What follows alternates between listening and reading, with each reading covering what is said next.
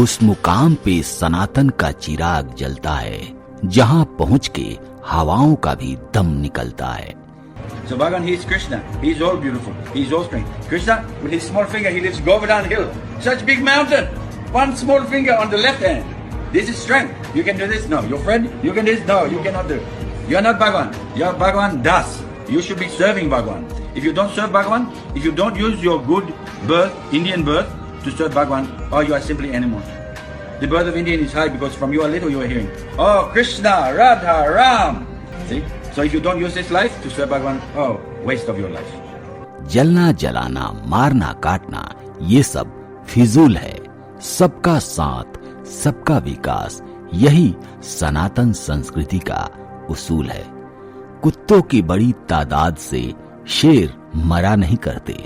सनातन हिंदू किसी के बाप से डरा नहीं करते। अरे सुनने वालों, कान खोलकर सुन लो। राजा सिंह किसी के बाप से डरने वाला नहीं है। अरे हिंदू हूँ, हिंदुत्व की बात करता हूँ। दोस्तों, आज की वीडियो बहुत खास है क्योंकि आज हम कुछ ऐसी बातें करने वाले हैं जिसे जानकर आप हैरानी से भर जाएंगे। तो दोस्तों, बने रहिएगा वीडियो के अंत तक। दोस्तों, आपने गौर किया होगा कि जब भी किसी मस्जिद के सर्वे की बात की जाती है तो कुछ लोगों के सीने पर सांप लौटने लगते हैं। वैसे आप सभी को पता है कि मुगल काल में बनी हर एक मस्जिद के नीचे गहरे राज दफन है। और सबसे हैरानी की बात तो ये है कि ये बात सिर्फ हिंदू ही नहीं बल्कि मुसलमान भी जानते हैं। ऐसा बिल्कुल नहीं है कि मुगल काल में बनी मस्जिदों पर बेबुनियाद आरोप लगाए जाते हैं, बल्कि इसके पीछे सैकड़ों सबूत मौजूद हैं। मुगल काल में किस कदर धर्मांतरण हुए, किस कदर हिंदुओं का नरसंहार हुआ, ये सभी जानते हैं। लेकिन इसके बावजूद हिंदू आज भी न्याय के लिए दर दर भटक रहा है। सऊदी अरब में मौजूद हमारे मक्केश्वर महादेव जी के मंदिर को तोड़कर उसे इस्लाम का पवित्र स्थल बना दिया गया। हिंदुओं को ईरान से भगा दिया गया, अफगानिस्तान से भगाया गया, यहाँ तक कि पाकिस्तान में भी हिंदू खत्म होने के कागार पर हैं। इतना ही नहीं, बांग्लादेश की स्थिति भी किसी से छिपी नहीं है। यहाँ तक कि भारत के कई राज्यों में जैसे केरल और बंगाल में हिंदुओं की क्या स्थिति है वो भी किसी से छिपी नहीं है। केरला में हिंदू लड़कियों के साथ क्या हो रहा है उसे तो आपने द केरला स्टोरी में देख ही लिया होगा। और सबसे हैरानी की बात तो ये है कि मुगल काल का इतिहास लिखने वाला कोई हिंदू या फिर आरएसएस का एजेंट नहीं था, बल्कि मुगलों का इतिहास मुगलों के उन दरबारियों ने लिखा है जो मुगलों के यहाँ नौकरी करते थे। जैसा कि आप सभी को पता है कि राम जन्मभूमि को न्याय मिल गया है, मगर काशी का ज्ञानवापी और मथुरा का कृष्ण जन्मभूमि न्याय के लिए आज भी चीख रहे हैं और खुद के मंदिर होने की गवाही दे रहे हैं। इसके अलावा एक और मस्जिद अब विवादों में घिर चुकी है और जल्द ही इस पर भी सुनवाई होने वाली है। तो आखिर क्या है पूरा मामला और कौन सी है वो मस्जिद, जानेंगे सब कुछ।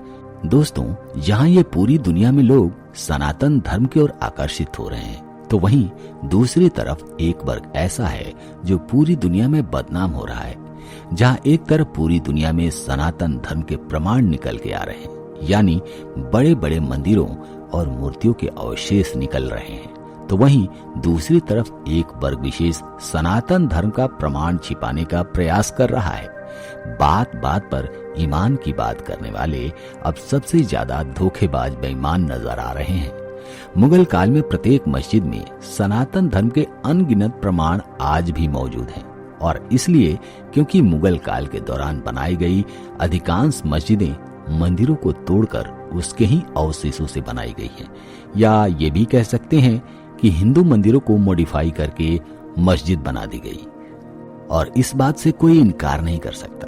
दोस्तों, जब से राम मंदिर को न्याय मिला है ना, तब से एक वर्ग विशेष काफी परेशान है और वो सनातन धर्म का प्रमाण छिपाने और नष्ट करने में लग गया है। अब एक नया विवाद सामने आया है। ज्ञानवापी और श्री कृष्ण जन्मभूमि के बाद एक और ऐसा मस्जिद विवाद का नया केंद्र बन गया है, और वो मस्जिद है आगरा का जामा मस्जिद, जिसको लेकर भारी विवाद खड़ा हो गया है। दोस्तों, कहा जा रहा है कि आगरा के जामा मस्जिद की सीढ़ियों के नीचे प्राचीन केशव देव की मूर्तियां दफन है और अब ये विवाद कोर्ट तक पहुंच चुका है। इतिहास के पन्नों में दर्ज इस बात को भला कौन झुठला सकता है कि कट्टर सोच रखने वाले मुगल शासक औरंगजेब हिंदू समाज से कितना घृणा करता था। औरंगजेब तो इतना कट्टर था कि अपने ही भाई दारा सिक्कू को काफिर यानी हिंदुओं के धर्म को मानने वाला कहकर मौत के घाट उतार दिया था। अब जरा सोचिए, जो व्यक्ति अपने ही सगे भाई को काफिर बोलकर मौत के घाट उतार सकता है, सोचिए वो कितना कट्टर होगा। उसके शासन काल में काफिरों यानी हिंदुओं, सिखों और बौद्धों का क्या हाल रहा होगा। औरंगजेब के शासन काल में हिंदुओं पर किस कदर जुल्म ढाए गए, ये बात किसी से छुपी नहीं है। भारत का इतिहास इससे भरा पड़ा है और उसी इतिहास में इस बात का भी उल्लेख मिलता है कि औरंगजेब ने जब घृणावश मथुरा के प्राचीन केशव मंदिर को तोड़ा तो मंदिर में मौजूद भगवान केशव देव की मूर्तियों को आगरा ले जाकर जामा मस्जिद की सीढ़ियों के नीचे दफन कर दिया। और अब प्रसिद्ध कथावाचक श्री देवकी नंदन ठाकुर जी ने मजबूत प्रमाणों के साथ आगरा के जामा मस्जिद में दबी भगवान श्री कृष्ण की प्रतिमाओं को निकलवाने के लिए कोर्ट के दरवाजे पर दस्तक दे दिया है और न्यायालय ने भी देवकी नंदन ठाकुर जी का मामला स्वीकार कर लिया है। और कोर्ट ने गौरतलब है कि कथावाचक श्री देवकी नंदन ठाकुर जी ने ऐतिहासिक प्रमाणों के साथ काफी अहम प्रमाण भी पेश किए हैं। उन्होंने पत्र में कहा है कि साल 1677 में औरंगजेब ने मथुरा में हिंदुओं के आराध्य देव भगवान श्री कृष्ण के जन्म स्थल पर बने प्राचीन केशव मंदिर को तोड़कर उसी जगह पर मस्जिद का निर्माण करवाया था।